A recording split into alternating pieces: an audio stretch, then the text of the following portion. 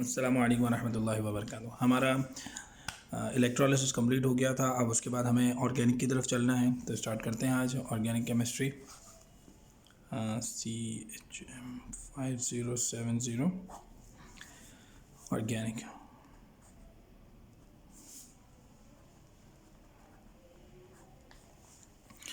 तो हम चूँकि टाइम कम है और हमें पढ़ना ज़्यादा है, तो मैं सिलेबस से ही रेलेवेंट जो चीज़ें हैं बस वही आपको बताऊंगा कि आपके एग्ज़ाम पॉइंट ऑफ व्यू से क्या क्या इंपॉर्टेंट है। ठीक है, तो सिलेबस के अकॉर्डिंग हमें सबसे पहले ऑर्गेनिक का हाइड्रोकार्बन की डेफिनेशन पता होनी चाहिए, लेकिन उससे पहले ऑर्गेनिक कंपाउंड्स होते क्या हैं आपको ये पता होना चाहिए।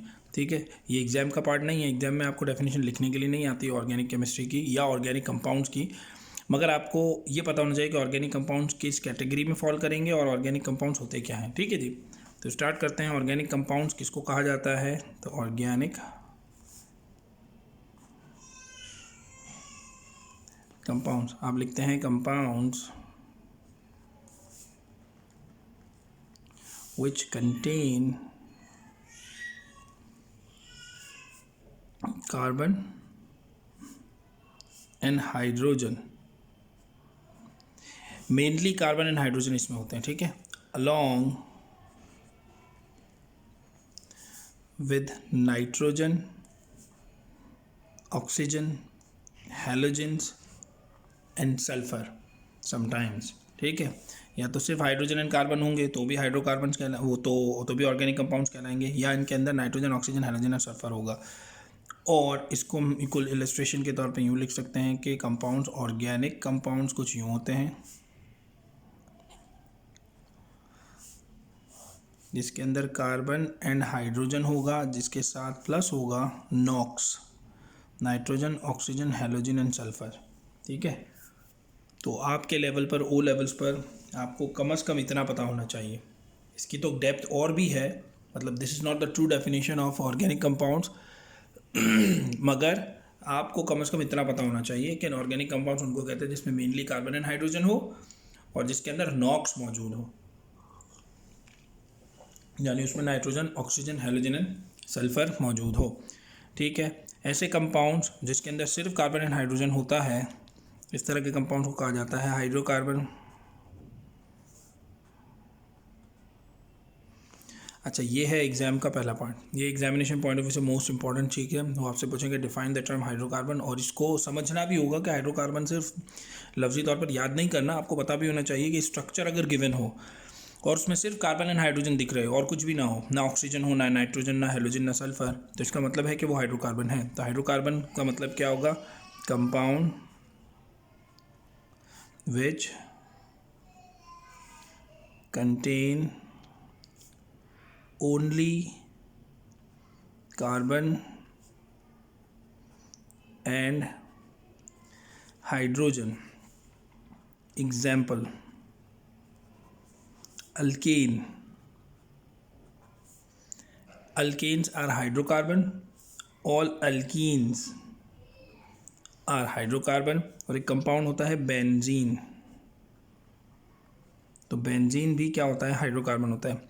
अल्केन की स्पेसिफिक एग्जांपल, चूँकि अभी हम लोगों ने अल्केन, अल्कीन्स, अल्कोहल से कुछ भी नहीं पढ़ा, ठीक है, अभी चूँकि हमने क्लास में स्टार्ट नहीं किया ये सारी चीज़ें, अभी हम बेसिक इंट्रोडक्टरी टॉपिक्स में पढ़ रहे हैं। This is introduction to organic chemistry right now. तो मैं एज्यूम करता हूँ कि आपको नहीं पता है कि अल्केन क्या है, इवन तो आपको पता होगा अल्केन क्या है क्योंकि आप लोगों ने इतना तो पढ़ ही लिया होगा। तो अल्केन, अल्कीन्स, बेंजीन्स, ये सब क्या होते हैं? तो मैं एक फार्मूला लिखूंगा जिसमें आपने सिर्फ फार्मूला देख के प्रेडिक्ट करना है कि आया ये हाइड्रोकार्बन है या नहीं। तो फार्मूला आपको बताता है, जैसे अल्केन का पहला मेंबर होता है मीथेन, CH4। CH4 क्या होती है? स्टोव गैस होती है, इसका नाम है मीथेन। एट दिस पॉइंट आपको ना नाम याद करना है ना फॉर्मूला याद करना है। एट दिस पॉइंट, जिस वक्त मैं आपको ये बात समझा रहा हूँ, आपने सिर्फ ये फोकस करना है कि क्या ये कार्बन और हाइड्रोजन कंटेन करता है ओनली और not. If it contains only hydrogen and carbon, that means it is what? It is hydrocarbon. इसी तरीके से, तो yes, it is hydrocarbon, methane is hydrocarbon. इसी तरह C2H6, C3H8 हो गया, या मैं आपको C8H18 विच इज़ पेट्रोल। ठीक है, तो C8H18 जो होगा ऑक्टेन, वो भी क्या होगा? आपका हाइड्रोकार्बन कहलाएगा। बिल्कुल इसी तरीके से अल्कीन में आ जाओ, प्लास्टिक जिस चीज़ से बनता है, बेसिक जो इसका कंपोनेंट होता है वो होता है ईथीन। तो C2H4 इज ईथीन, ठीक है, ईथीन। अब ईथीन को देखकर बताओ फॉर्मूले में क्या ये हाइड्रोकार्बन है? यस, हाइड्रोकार्बन है, क्योंकि it contains only carbon and hydrogen. Examiner बिल्कुल इसी पॉइंट ऑफ व्यू से पूछेगा कि whether the molecule is hydrocarbon और नॉट, एक्सप्लेन योर आंसर। तो आप लिखोगे yes it is hydrocarbon because it contains only carbon and hydrogen. अच्छा, बेंजीन जो है ये AS लेवल पर या A2 लेवल पर आपको पता होना चाहिए, O लेवल में आपको नहीं पता होना चाहिए। लेकिन अगर फार्मूला आ गया तो इसका फार्मूला होता है C6H6। अब कोई कबाहत नहीं है इसको देखकर समझने में, इसमें कोई मुश्किल नहीं है कि आप देखकर फ़ौरन बता दोगे कि ये C6H6 जो है वो एक हाइड्रोकार्बन है। क्यों? क्योंकि it contains only carbon and hydrogen. तो दिस इज़ बेंजीन, ठीक है। ये बहुत सारे ड्रग्स के मॉलिक्यूल में इन्वॉल्व होता है। ड्रग्स का जो कंपाउंड, जो भी ड्रग्स बनती हैं नॉर्मली, जो भी हम ड्रग्स लेते हैं, चाहे वो एसिटाइल सैलिसिलिक एसिड ही क्यों ना हो, यानी एस्प्रिन ही क्यों ना हो, उसका भी बेसिक स्ट्रक्चर डिज़ाइन होता है। तो वो बेंजीन के इर्द गिर्द सारा डिज़ाइन होता है, ठीक है। एसिटाइल सैलिसिलिक एसिड हो गया, इबुप्रोफेन हो गया, या और भी बहुत सारे हो गए, सिफिक्साइम हो गया, जिस तरह से कुछ एनाल्जेसिक्स होते हैं, कुछ एंटी इन्फ्लेमेटरी होते हैं। तो वो सारी चीज़ें आपके जो ड्रग्स के मॉलिक्यूल होते हैं उसमें बेंजीन मौजूद होता है। और भी बहुत सारी चीज़ें हैं बेंजीन से एसोसिएटेड, लेकिन हमारा टॉपिक इस वक्त बेंजीन नहीं है, ठीक है जी। इसको कहा जाता है हाइड्रोकार्बन। एक और कैटेगरी होती है which is known as non hydrocarbon. Non hydrocarbon कौन से होंगे? ये एग्जाम का पार्ट नहीं है, ये सिलेबस से आउट है, लेकिन इसका ऑपोजिट नॉन हाइड्रोकार्बन कहलाएगा। अब नॉन हाइड्रोकार्बन क्या होता है? ये एक स्लैंग वर्ड है, ये यूजुअली आपको बुक्स में नहीं मिलता। तो हाइड्रोकार्बन का ऑपोजिट नॉन हाइड्रोकार्बन या नन हाइड्रोकार्बन ही होगा। ऐसा कंपाउंड जिसके अंदर हाइड्रोकार्बन के अलावा भी कोई चीज़ हो, यानी हाइड्रोजन कार्बन के अलावा भी कोई चीज़ हो, तो उसको आपने अपनी तरफ से नॉन हाइड्रोकार्बन कह दिया। तो इसका मतलब डेफिनेशन का बिल्कुल रिवर्स कर दो। Compound which contains nitrogen, oxygen, hydrogen and sulphur in it is known as non hydrocarbon. इसकी डायरेक्ट हम चलते हैं एग्जाम्पल्स पे। इनकी एग्जाम्पल्स में जैसे अल्केन और अल्कीन था ना, आप फैमिली पढ़ोगे अल्कोहल और आप फैमिली पढ़ोगे कार्बोक्सिलिक एसिड। तो एक अल्कोहल है, एक कार्बोक्सिलिक एसिड है। अल्कोहल में जैसे वाइन होती है, शराब, ठीक है, तो वो होता है C2H5OH। इसका केमिकल नेम है इथेनॉल। अब क्या ये हाइड्रोकार्बन है? आप देख कर बताओगे नहीं, क्योंकि इसके अंदर एक ऑक्सीजन मौजूद है, ये हाइड्रोकार्बन नहीं रहा। इसी तरह कार्बोक्सिलिक एसिड इज CH3COOH। ये है विनेगर, जो आपके घर में विनेगर होता है, ये वो है, ठीक है। इसको कहा जाता है इथेनोइक एसिड। ये इथेनॉल, ये इथेनोइक एसिड, ठीक है। अब इसमें 2 बार O मौजूद है, इसका मतलब ये भी नॉन हाइड्रोकार्बन है। इसी तरीके से एक कंपाउंड है क्लोरोफॉर्म, ठीक है, इसको कहा जाता है हेलोजन अल्केन। Halogen alkane. अब क्लोरोफॉर्म ट्राइक्लोरोमीथेन को कहते हैं, यानी कि इसका फार्मूला होता है CHCl3। ये वही क्लोरोफॉर्म है जो ट्रैंक्विलाइजर के तौर पे इस्तेमाल होता है किसी भी बंदे को बेहोश करना हो, या आपने देखा होगा नेशनल ज्योग्राफी वगैरह पे डार्ट के थ्रू दूर से कोई ऐसा वाइल्ड एनिमल जिसके करीब जाना पॉसिबल ना हो, यानी कि वो अटैक कर सकता है ह्यूमंस पे या किसी भी बंदे पर या किसी जानवर पर, तो ऐसे जानवर को पहले ट्रैंक्विलाइजर के थ्रू विच इज़ क्लोरोफॉर्म, उसको पहले बेहोश करते हैं और फिर उसके करीब जाया जाता है, ताकि उसके ऊपर जो भी ट्रीटमेंट करना है, कोई वूंड था या कोई और प्रोसीजर करना है, कोई कैमरा लगाना है, कोई उसको टैग करना है, जो भी करना है, तो क्लोरोफॉर्म यूज़ होता है। क्लोरोफॉर्म फार्मास्यूटिकल इंडस्ट्रीज़ में भी बहुत ज़्यादा इस्तेमाल होता है। इसी का एक और एलिमेंट होता है, एक और कंपाउंड होता है इनफैक्ट, वो आयोडोफॉर्म कहलाता है, जो सनी प्लास्ट में आपको नज़र आता है। वो येलो कलर के क्रिस्टल्स होते हैं, उसका फार्मूला सेम ऐसा ही होता है, वो ये हो जाता है CHI3। ये क्लोरोफॉर्म कहलाता है, ये आयोडोफॉर्म कहलाता है, ट्राई आयोडोमीथेन, ट्राई क्लोरोमीथेन, ठीक है। तो ये हेलोजन की एग्जांपल्स में, अल्काइल हैलाइड की एग्जांपल्स में, या हेलोजन अल्केन की एग्जांपल्स में, ठीक है, जिसके अंदर X यानी कि हेलोजन आया। X stands for fluorine, chlorine, bromine या आयोडीन, ठीक है। तो ये इनमें से कोई अगर आ जाएगा तो वो भी कार्बन के साथ क्योंकि डायरेक्टली अटैच्ड होते हैं, तो इस वजह से ये नॉन हाइड्रोकार्बन्स कहलाते हैं, ठीक है जी। इसी तरह से ऑक्सीजन वाला भी आपने देख लिया। नाइट्रोजन और सल्फर वाले को हम अभी ओमिट करते हैं। नाइट्रोजन वाला भी वैसे आपके सिलेबस में, सल्फर वाला नहीं है। तो नाइट्रोजन वाला जो कंपाउंड्स आपके सिलेबस में है उसको अंदर हम अमाइंस कहते हैं। तो चलिए एक एग्जांपल अमाइंस की भी देख लेते हैं। अमाइंस वो होते हैं जिसके पास कार्बन के साथ जैसे CH3 और NH2, ये तो ये मिथाइल अमाइन कहलाएगा, ठीक है। इसके अंदर फिशी स्मेल होती है, ऐसे लगता है कि आसपास जो है वो कोई मछली रखी हुई है, उसकी स्मेल ये होती है। इसकी डिस्टिंग्विश ऑर्डर होता है जिससे आप उसको पहचान लेते हो। तो ये अमाइन हो गया। अब इसके बाद जो अगली चीज़ आती है वो आती है आपके पास सैचुरेटेड अनसैचुरेटेड कंपाउंड्स। अच्छा, बुक में हमारे पास होता है saturated hydrocarbon and unsaturated hydrocarbon. ज़रूरी नहीं है कि सिर्फ हाइड्रोकार्बन ही सैचुरेटेड और अनसैचुरेटेड हो। ऐसा कंपाउंड जिसमें अल्कोहल, कार्बोक्सिलिक एसिड, अमाइन या अल्काइल हैलाइड हो, वो भी सैचुरेटेड या अनसैचुरेटेड हो सकता है। तो मैं यहाँ चीज़ लिखूँगा सैचुरेटेड एंड अनसैचुरेटेड कंपाउंड्स। ठीक है, most of the time question saturated unsaturated hydrocarbon के साथ एसोसिएटेड होकर आएगा। तो डेफिनेशन के पॉइंट ऑफ व्यू से तो आप यही लिखोगे, लेकिन आप माइंड में रखिएगा कि अल्कोहल भी सैचुरेटेड हो सकता है, अनसैचुरेटेड हो सकता है। Carboxylic acid, alkyl halide, amines वगैरह भी अनसैचुरेटेड हो सकते हैं। ठीक है, सैचुरेटेड किसको कहते हैं? तो इसको दो कैटेगरीज कर लेते हैं। मैं लिखूंगा हाइड्रोकार्बन शॉर्ट फॉर्म में, इसमें एक लिखा सैचुरेटेड और दूसरा आ जाता है unsaturated.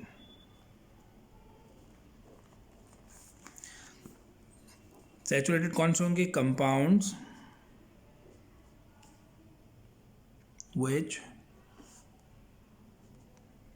contain only carbon to carbon single bond।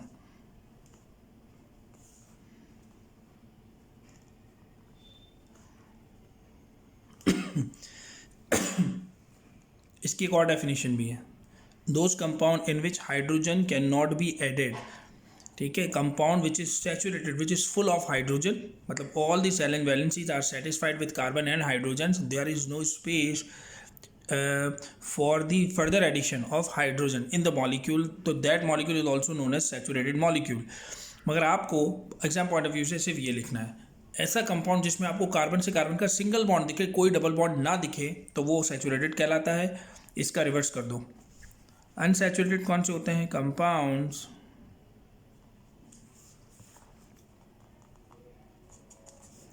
which contain at least one carbon to carbon double bond. मान लो 10 कार्बन की चेन थी और उसमें से एक कार्बन जो है ना, उसके बीच में डबल बॉन्ड आ गया, तो अगर एक भी कार्बन के बीच में डबल बॉन्ड आ गया तो वो अनसैचुरेटेड कहलाएगा। तो at least one carbon to carbon double bond. ठीक है,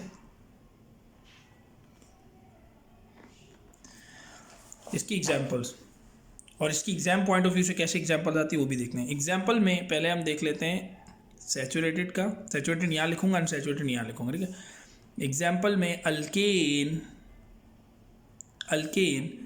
इज ए सैचुरेटेड हाइड्रोकार्बन। ठीक है, बिल्कुल इसी तरीके से इसकी एग्जाम्पल्स में मैं यहाँ लिख लेता हूँ, एल्कीन्स are unsaturated हाइड्रोकार्बन। जैसे मैं आपसे कहूँ सी, दोनों की एक ही जैसे कंपाउंड्स लूँगा ताकि आपको बात समझ आ जाए। C4H10, तो इसका नाम है ब्यूटेन। अच्छा, अगेन आपको अभी नाम के तवज्जो नहीं देना, आपने सिर्फ ये सोचना है कि क्या ये हाइड्रोकार्बन है। Yes, it contains only carbon and hydrogen, so it is hydrocarbon. अब इस हाइड्रोकार्बन का अगर स्ट्रक्चर ड्रॉ होगा तो ये कुछ यूँ दिखेगा, 1 2 3 4। हो सकता है कि आपको अभी स्ट्रक्चर ड्रॉ करना भी ना आता हो, तो कोई मसला नहीं है, वो तो आगे के लेक्चर्स में आएगी ये चीज़। ठीक है, 1 2 3, ये 3 हाइड्रोजन्स, 1 2 3 4, 1 2 3 4, 1 2 3 4, तो सारे ऑल टुगेदर 10 हाइड्रोजन्स हो गए। अब देखिए अगर गौर से, तो इसमें कार्बन से कार्बन का कोई भी डबल बॉन्ड मौजूद नहीं है, कार्बन से कार्बन का सिंगल बॉन्ड मौजूद है हमेशा। 4 1 2 3 4 4 कार्बन हैं और सब सिंगल ही बॉन्डेड है। ऐसा कंपाउंड सैचुरेटेड कहलाएगा। और हाइड्रोकार्बन क्यों कहलाएगा? Because it contains only carbon and hydrogen. Now if we have C4H8 instead of 10, इसका नाम हो जाएगा ब्यूटीन। फॉर्मूला क्यों चेंज हो गया? क्योंकि एक अल्केन फैमिली को रिप्रेजेंट कर रहा है, एक अल्कीन फैमिली को रिप्रेजेंट कर रहा है। एन में और ईन में फ़र्क होता है। ईन का मतलब खुद ही डबल बॉन्ड होता है, एन का मतलब होता है कार्बन से कार्बन का सिंगल बॉन्ड, और इन का मतलब होता है कार्बन से कार्बन का डबल बॉन्ड। इस चीज़ को, इस डिफरेंस को याद रखिएगा। अब लिखा है अल्केन, नाम से ही पता चल रहा है ये सैचुरेटेड है। पता चल रहा है अल्कीन, नाम से पता चलता है कि अनसैचुरेटेड, इसमें एक डबल बॉन्ड है।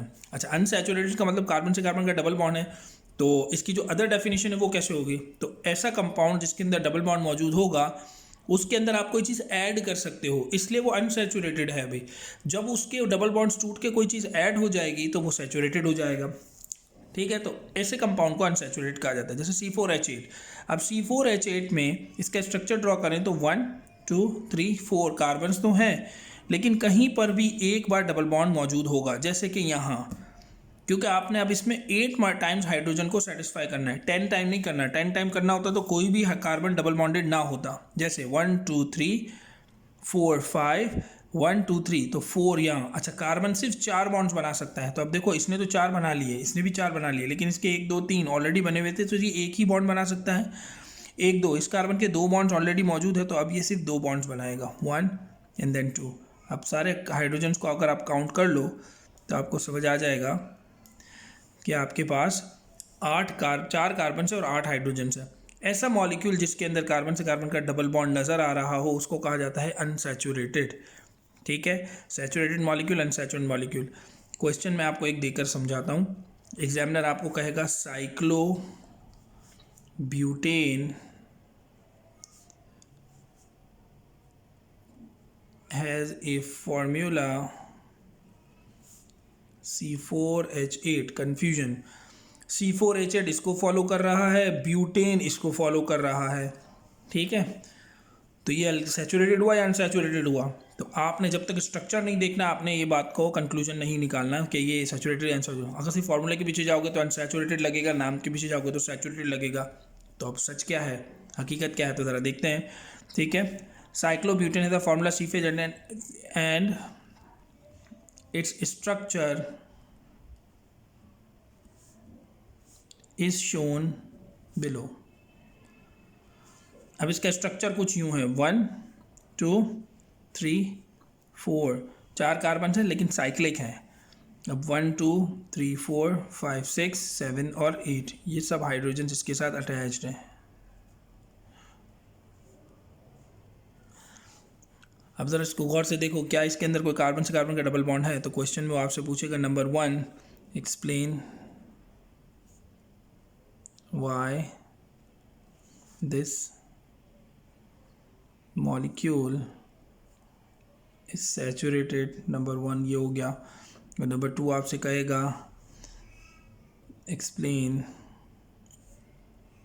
Y this is termed as hydrocarbon. दोनों का एक एक मार्क दे दिया आपको। तो अब आप पहले वाले का आंसर कैसे दोगे? Because it contains only carbon to carbon single bond, there is no carbon to carbon double bond. तो आंसर में सोल्यूशन लिखते वक्त आप लिखेंगे number 1, no carbon to carbon double bond और only carbon to carbon single bond is present, so those molecules are known as saturated. And hydrocarbon means contains only carbon and hydrogen, C और H है इसके अंदर only, तो इस वजह से ये हाइड्रोकार्बन कहलाया। आपको बात समझ आ गई? ठीक है, तो ऐसे मॉलिक्यूल जिसके अंदर कार्बन एंड हाइड्रोजन होगा सिर्फ, ऐसे मॉलिक्यूल जिसके अंदर कोई डबल बॉन्ड नहीं होगा वो सैचुरेटेड हाइड्रोकार्बन्स कहलाएंगे। इसके बाद आता है अनसैचुरेशन टेस्ट।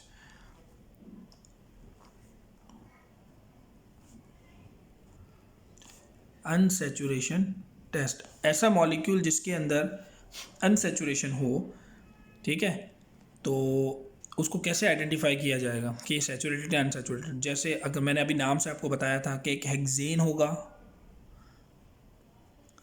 और एक हेक्सीन होगा। अब नाम से आपको अगर लिखा हुआ मिलेगा तो आप बता दो कि ये सैचुरेटेड है, ये अनसैचुरेटेड है। ठीक है, क्योंकि ये अल्केन फैमिली से बिलोंग करता है, ये अल्कीन से। लेकिन एक केमिकल टेस्ट भी तो होना चाहिए। तो अनसैचुरेशन टेस्ट के लिए आपके पास क्या होता है? तो आप लिखेंगे टेस्ट, ये जगह खाली होगी और लिखा होगा ऑब्जर्वेशन, और एक जगह खाली होगी। आपने टेस्ट लिखना होगा फिर ऑब्जर्वेशन लिखना होगा। याद रखिएगा, अनसैचुरेशन टेस्ट जो होता है वो सिर्फ अल्कीन्स पर पॉजिटिव होता है, यानी अल्कीन से मतलब अनसैचुरेटेड पर पॉजिटिव होता है, अल्केन्स पर पॉजिटिव नहीं आता। तो वो उसको कैसे फर्दर लिखना है वो बता देते हैं। टेस्ट होगा, आप लिखेंगे ऐड ब्रोमीन सॉल्यूशन, या कभी कभी लोग लिखते हैं bromine water in unsaturated compound. Unsaturated compound में जैसे आप ब्रोमीन ऐड करोगे तो क्या होगा, ब्रोमीन वाटर डीकलराइजेस। कुछ लोग इसको लिखते हैं कि ब्रोमीन वाटर जो है वो फेड्स अवे, कुछ लोग इसको लिखते हैं कि ब्रोमीन वाटर का कलर डिसअपियर्स।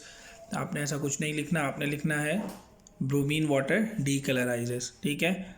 ये स्टैंडर्ड आंसर है, आपने यही लिखना है हर बार। अगर वो अनसैचुरेटेड है तो, अनसैचुरेटेड हुआ तो डीकलराइज होगा, अगर अनसैचुरेटेड नहीं है तो वो डीकलराइज नहीं होगा। जैसे अगर आपके पास एक टेस्ट ट्यूब है और उसमें डला हुआ है ब्रोमीन वाटर, ये Br2, इसका अपना कलर क्या होता है, ब्राउन, रेडिश ब्राउन, ठीक है। ये रेडिश ब्राउन लिक्विड फॉर्म में होगा। आपने इसको हेक्सेन में भी डाला और हेक्सीन में भी डाला। हेक्सेन से क्या आएगा, no change in colour,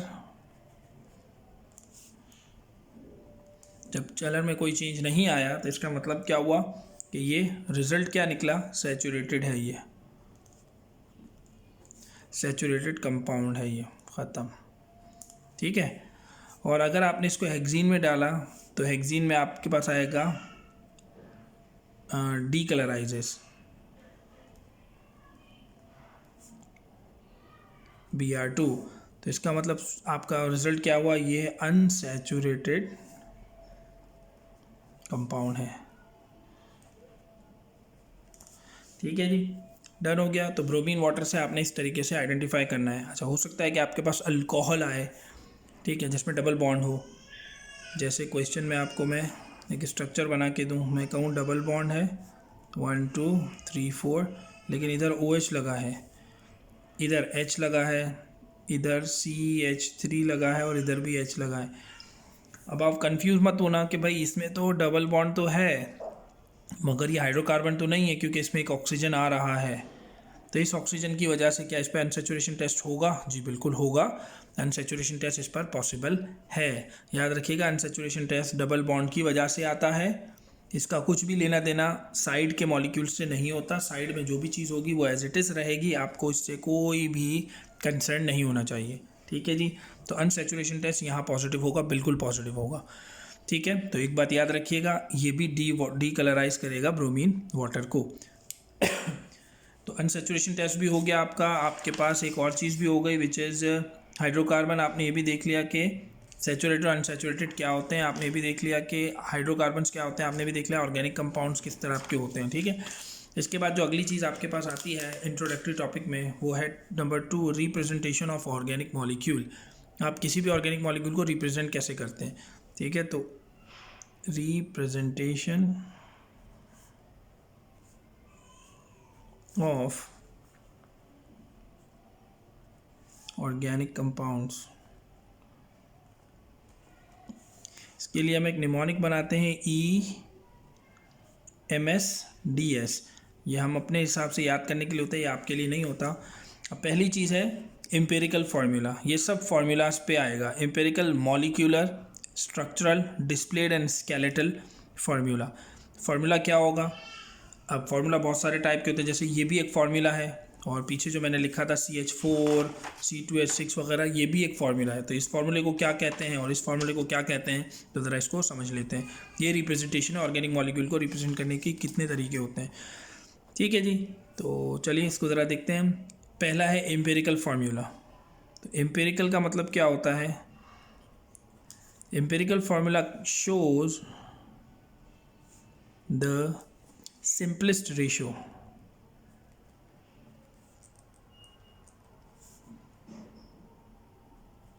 among elements in the compound. Next है molecular formula. Molecular formula shows the exact number of atoms present in the molecule. तीसरा है structural formula.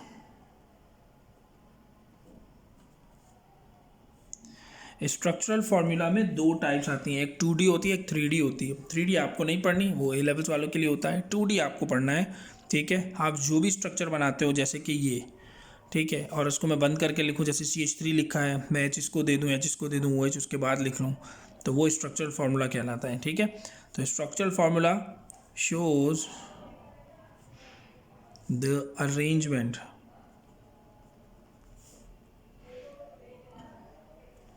of atoms in the molecule. इसके बाद आता है displayed formula. अच्छा, किसी की भी एग्जांपल मैंने नहीं दी अभी तक, ये सब एग्जांपल एक साथ दूंगा. डिस्प्लेड फार्मूला उसको कहते हैं शोज ऑल द बॉन्ड्स. ठीक है, डिस्प्लेड फार्मूला बेसिकली स्ट्रक्चर को कहा जाता है. कि अब आपसे को कहा जाए कि स्ट्रक्चर ड्रॉ करो, तो आप बेसिकली डिस्प्लेड फार्मूला पूछा जाता है. तो स्ट्रक्चर का मतलब भी यही है. तो फिर सर स्ट्रक्चर का मतलब ये है, तो स्ट्रक्चरल फार्मूला क्या है? स्ट्रक्चरल फार्मूला का मतलब कुछ और होता है, लेकिन स्ट्रक्चर का मतलब कुछ और होता है. स्ट्रक्चर एंड डिस्प्लेड दोनों एक ही चीज़ है. Which shows all the bonds present, sorry, displayed formula shows all the bonds among elements. एक एक एलिमेंट का बॉन्ड वो खोल खोल के बता देगा. ठीक है, elements present in the molecule. सही है. अब ज़रा इसकी एग्जांपल्स देख लेते हैं. अच्छा, लास्ट था skeletal formula. Skeletal formula line formula को कहते हैं. तो ये यूजुअली ओ लेवल्स में नहीं पूछा जाता. ठीक, लेकिन मैं बता दूंगा कि लाइन फार्मूला किस तरह ड्रॉ होता है. आपने उसमें ज़्यादा टाइम नहीं लगाना, ज़्यादा टाइम बाकी चीज़ों पर रखना है. जैसे एग्जाम्पल, अभी पीछे हमने एक फार्मूला देखा था C4H10, उसका नाम था ब्यूटेन. तो अगर मैं कहूँ ब्यूटेन है, तो ब्यूटेन का ये कौन सा फार्मूला है? This formula shows all the atoms present in the molecule. That means it is the molecular formula. C4H10 is the molecular formula. तो इसका एम्पेरिकल क्या होगा? इसका सिंपलेस्ट रेशियो निकाल लो. इसको अगर सिंप्लीफाई कर दो तो ये 2 से सिंप्लीफाई हो जाएगा. 2 2 ज़ा 4, 2 5 ज़ा 10. तो इसका मतलब ये हुआ कि C4H10 is the molecular formula. अच्छा, इसी को कंडेंस्ड फार्मूला भी कहते हैं. कंडेंस्ड फार्मूला यूजुअली तब हम इस्तेमाल करते हैं जब आपके पास कोई फंक्शनल ग्रुप मौजूद है. इसमें कोई फंक्शनल ग्रुप नहीं है. ठीक है, कंडेंस्ड फार्मूला. अच्छा जी, एम्पिरिकल फार्मूला क्या होगा? तो आपके पास आ जाएगा इसका C2H5. It is the empirical formula. मैं कहूँ उसका स्ट्रक्चरल फार्मूला क्या होगा? स्ट्रक्चरल फार्मूला, तो आप इसको खोल दो. आप लिखो CH3 single bond, CH2 single bond, CH2 single bond, CH3. कोई कंफ्यूज हो जाए कि यार ये किस तरह मैंने बना दिया, तो अभी समझ आ जाएगा जब आप इसका डिस्प्लेट देखोगे. इसका डिस्प्लेट क्या होगा? It shows all the bonds among the element. तो अब ये CH3 कंसील है ना, इसको खोल दो. तो जब इसको खोलोगे तो आपको पता चलेगा कि एक कार्बन, फिर ये वाला कार्बन, फिर ये वाला कार्बन, फिर ये वाला कार्बन, और इन सब इसके साथ 3 हाइड्रोजन जुड़े हैं, इसके साथ 2, इसके साथ 2, इसके साथ 3. तो अब अगर आप इसको यूँ लिख लोगे तो this is basically the structure of the compound C4H10 और डिस्प्लेड फार्मूला. तो यही इसका स्ट्रक्चर हुआ और डिस्प्लेड फार्मूला हुआ. ठीक है, और ये क्या हुआ इसका? ये हो गया इसका स्ट्रक्चरल फार्मूला.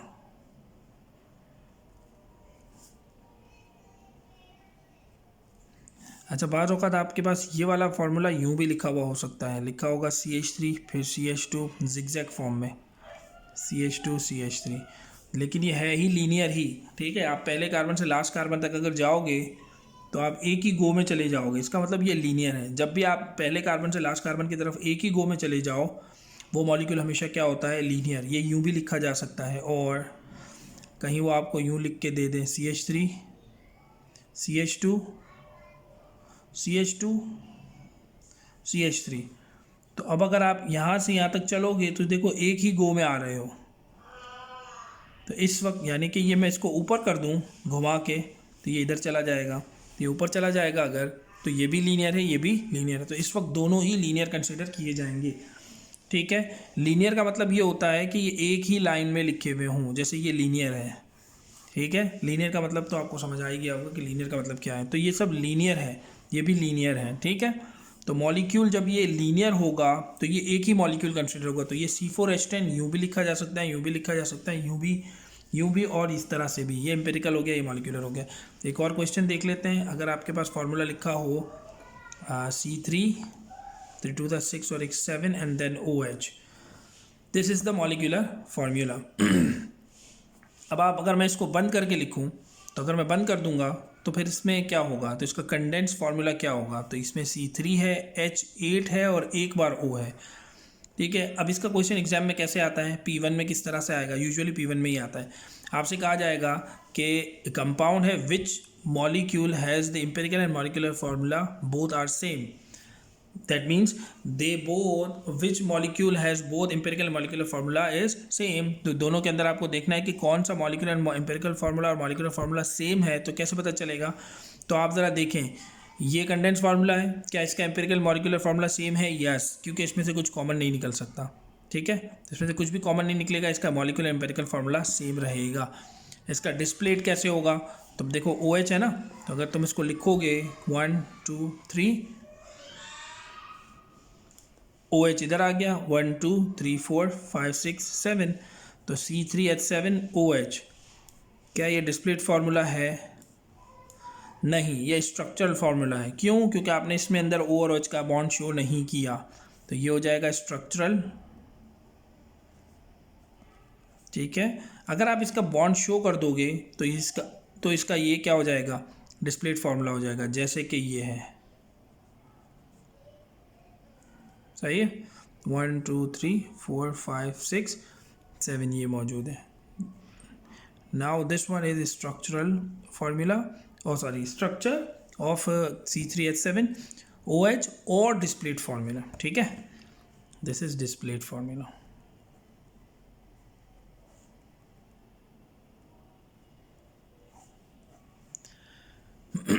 ठीक है जी, याद रहेगा। तो आपके पास स्ट्रक्चर फार्मूला, डिस्प्लेट फार्मूला इस तरीके से होता है। नंबर 2 एक और क्वेश्चन देख लेते हैं P1 के अकॉर्डिंग। अमूमन आपके पास कार्बोक्सिलिक एसिड्स गिवन होते हैं। कार्बोक्सिलिक एसिड में जो पहला फार्मूला होता है वो HCO2H, ये होता है COOH, ठीक है। फिर वो आपसे कहेगा CH3COOH, फिर आपसे कहेगा C2H5COOH, फिर आपसे कहेगा C3H7COOH। अब आपने इन सबको गौर से देखकर ये बताना है कि कौन सा मॉलिक्यूल ऐसा है जिसका empirical and molecular formula same रहेगा, ठीक है। 1 2 3 4। इसकी हिंट ये होती है कि देखो इसमें 2 बार O आ रहा है ना, तो वो चीज़ जो 2 से डिवाइड हो सकती होगी वही सिंप्लीफाई होगी। अब इसमें कार्बन तो एक है, हाइड्रोजन 2, ऑक्सीजन 2, ये सिंप्लीफाई नहीं हो सकेगा। जैसे इसको मैं कंडेंस कर दूं, तो आपका पहला काम ये होगा कि आप सबको कंडेंस कर दो। इसको कंडेंस कर दूं तो इसमें आएगा CH2O2। अब यही एम्पिरिकल फार्मूला रहा, यही मॉलिक्यूलर फार्मूला रहा, क्योंकि कार्बन 2 के साथ डिवाइड नहीं हो सकता, डिविजिबल बाय 2 नहीं है। इसमें 2 कार्बन है तो ये C2 हो गया, इसमें 4 हाइड्रोजन है तो ये CH4 हो गया, और इसमें 2 ऑक्सीजन है तो O2 हो गया। ये 2 से डिवाइड हो सकता है, तो इसका एम्पिरिकल फार्मूला क्या होगा, तो ये हो गया मॉलिक्यूलर फार्मूला। मैं यहाँ पर उसके एम्पिरिकल फार्मूलास लिखता हूँ। तो इनका एम्पिरिकल फार्मूला क्या हो गया, तो इसका तो सेम हो गया CH2O2। इसका क्या होगा, इसमें से सब में से 2 गया तो CH2O, ठीक है, ये एम्पिरिकल बन गया। तो ये मॉलिक्यूल आपकी कैटेगरी से हट गया। आपको वो मॉलिक्यूल ढूंढने हैं जिसका एम्पिरिकल मॉलिक्यूलर फार्मूला सेम रहे, चेंज ना हो। तो पहला तो ये हुआ, ये नहीं है क्योंकि ये चेंज हो गया। नंबर 2, 2 और एक 3, तो C3 बन गया। अब देखो 3 आ गया ना, डिविजिबल बाई 2 नहीं है, तो ये हिंट है जिससे आपको पता चल जाएगा कि क्या हमारा compound molecular same formula different molecular and empirical formula same देगा या डिफरेंट देगा, इससे पता चल जाएगा आपको। तो 3 आ गया, डिविजिबल बाई 2 नहीं है, तो इसका मतलब ये भी आपकी कैटेगरी में रहेगा। क्यों? क्योंकि इसका empirical formula and molecular formula same है, तो ये भी ठीक हो गया। और इसके लिए देखें 3 और एक 4, तो 4 कार्बन आ गए, तो अब ये दोबारा क्या हो जाएगा, डिविजिबल बाई 2 है, तो इन सबको 2 से कैंसिल आउट कर दो, तो ये 2, ठीक है, ये 4 और ये 2, तो ये हो जाएगा C2H4O। अब ये भी नहीं हुआ, इसका मतलब 1 and 3 has same molecular formula and empirical formula. This is your answer. वो कॉम्बिनेशन में 4 बता देगा कि 1 and 2, 2 and 3, 1 and 3 and 2 and 4 या 1 and 4 जो भी, तो आपने इसमें से चूज़ करना है कि कौन सा आंसर आपका करेक्ट हो सकता है।